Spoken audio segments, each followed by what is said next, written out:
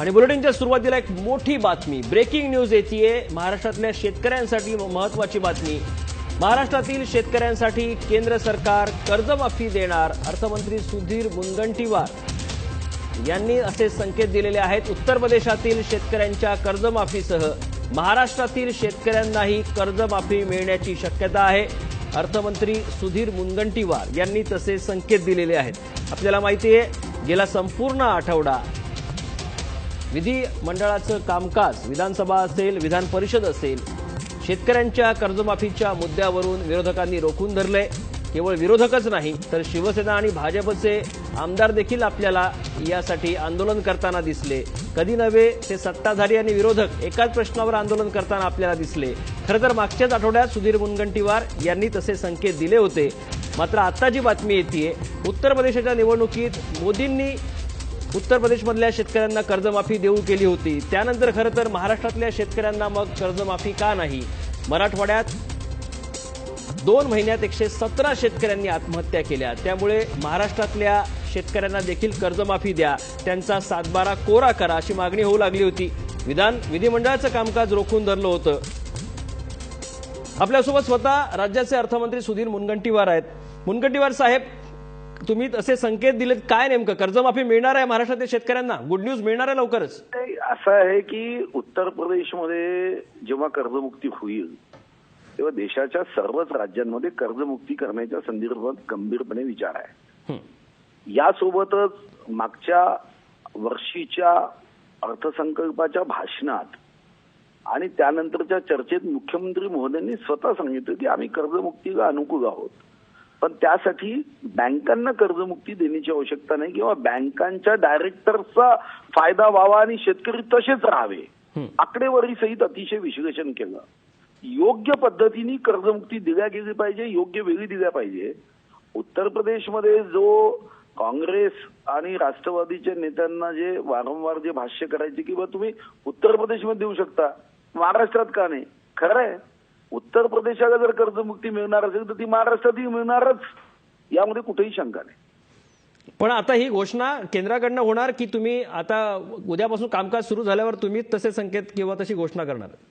नाही, योग्य वेळी अर्थसंकल्पानंतर यावर जेव्हा चर्चा होईल तेव्हा आम्ही विस्तृतपणे याच्यावर आम्हाला विरोधकांसोबत चर्चा करायची आहे। आम्हाला वाटतं की कामकाजाला विरोध करून किंवा कामकाजावर बहिष्कार टाकून आपण सर्व पक्षांना जे वाटतं की आपण शेतकऱ्यांच्या हितासाठी निर्णय घेतले पाहिजे तर घेतलेच पाहिजे। शेतकरी जगाचा पोशिंदा आहे, त्याच्यासाठी निर्णय जर सरकार घेऊ शकत नसेल तर मग हे खरं आहे की सरकार म्हणून याचं दुःख मगाही राहील। सरकार म्हणून शेतकऱ्यांच्या हिताचे निर्णय घेण्यासाठी आम्ही अनुकूलच आहोत, पण यासाठी चर्चा झाली पाहिजे आणि या चर्चेतून शेतकऱ्यांना आणि शेतकऱ्यांच्या हितासाठी योग्य उपाययोजना या आपल्या संवादातून होऊ शकतात। मुनगंटीवार साहेब, सातत्यानं देवेंद्र फडणवीस असतील, चंद्रकांत पाटील असतील, सातत्यानं आपल्याकडून शेतकऱ्यांना सक्षम करायचं आहे। त्यांना कर्जमुक्तीने हे साध्य होणार नाही, कर्जमुक्तीने केवळ साध्य होणार नाही असं वारंवार जे म्हटलं जात होतं। मग आता नेमका निर्णय घेतला जाईल असं तुम्हाला सांगायचंय? नाही, नेमका निर्णय माझा प्रश्न असा विचारला की उत्तर प्रदेशची कर्जमुक्ती झाली तर महाराष्ट्राची होईल का? आता हे तर जेव्हा उत्तर प्रदेशची केंद्र सरकार कर्जमुक्ती करेल तेव्हा महाराष्ट्राची सुद्धा होईलच। एका राज्याची कर्जमुक्ती कोणत्याही सरकारला करता येणार नाही। म्हणजे आता कर्जमुक्तीने शेतकरी सक्षम होईल असं तुम्हालाही वाटायला लागले भाजपला? प्रश्न जेव्हा विचारला गेला की उत्तर प्रदेशची कर्जमुक्ती होईल, केंद्र सरकारने केली तर महाराष्ट्राची होईल का? उत्तर प्रदेशची कर्जमुक्ती जेव्हा केंद्र सरकार करेल तेव्हा केंद्र सरकारला महाराष्ट्राची सुद्धा करावीच लागेल। एका राज्याची कर्जमुक्ती कोणत्याही देशाच्या प्रधानमंत्र्यांना कशी शक्य असेल?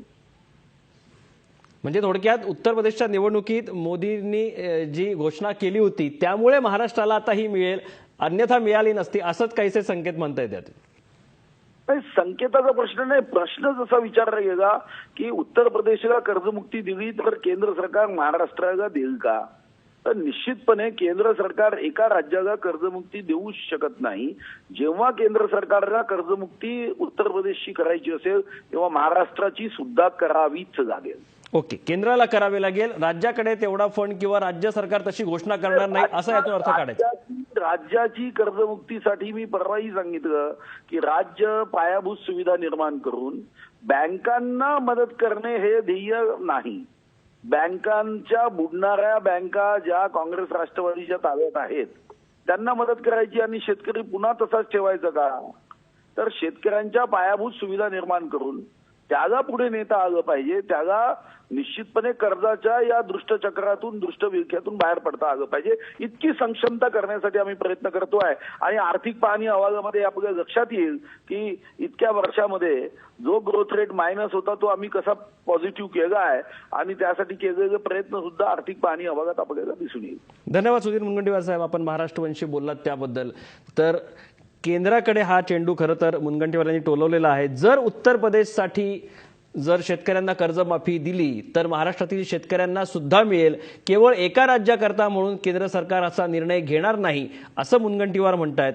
मात्र यासाठी विधिमंडळात आम्हाला विरोधकांची चर्चा करायची आहे असं देखील त्यांनी म्हटलंय.